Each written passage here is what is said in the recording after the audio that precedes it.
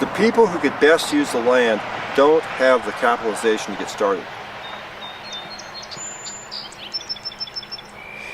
That's the point of frustration for me.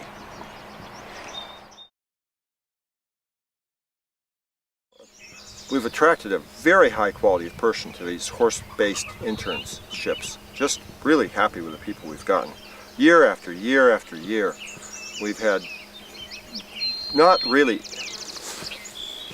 any failures. You know, but how many of them are still in agriculture? The knowledge is out there, but not many are still in agriculture. I don't know what to say about that any further. Well, I'm not sentimental. There is an emotional component. I like horses, and I'm not fond of breaking my knuckles in greasy situations, and that goes hand in hand with. And I'm not fond of being flummoxed by equipment that's too complex for me to understand. And I'm not mechanically inclined, and I can work on these machines, the horse-powered machines. The relationships are simple and direct and easy to see. The baler is the most complex thing I have to deal with, and I hire that done. I have an affinity for horses, and I'd like to produce. I'd like the farm to produce everything that it needs, in as much as that's possible. That's what I think about that. And this is negative, but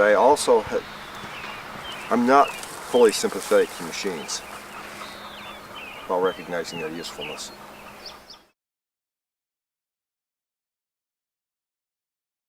It's obviously it's income, and we're right at the edge all the time. You know, we can't always afford liability insurance. Sometimes it just isn't there. You know, you don't get your teeth fixed always when you'd like to. You know, we own the place outright, and we've probably missed some opportunities by not trying to borrow money sometimes. And when I recognized opportunity, economic opportunity, production opportunity, but we feel relatively secure. We've got a tiny bit of credit card debt, and that's it. When the place was paid off, we've no loans whatsoever. Well, everything's been on a pay-as-you-go basis, but it's taken a lifetime to develop the farm to the degree that it is now.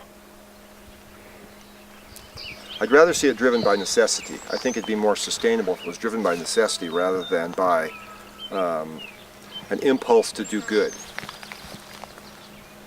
I don't mean to trivialize an impulse to do good, but it isn't enough, because as soon as you hit hard times, then you have to drop that. You feel that you can drop that impulse to do good.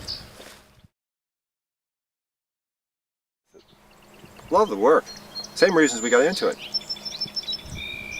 I like to teach quite a bit too, but I like the work. And I'm chronically optimistic. And maybe every person in agriculture is. They really expect in spite of all evidence, we expect next year to be better than this year.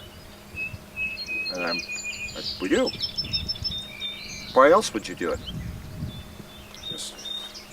Because this is marginally acceptable right at the moment.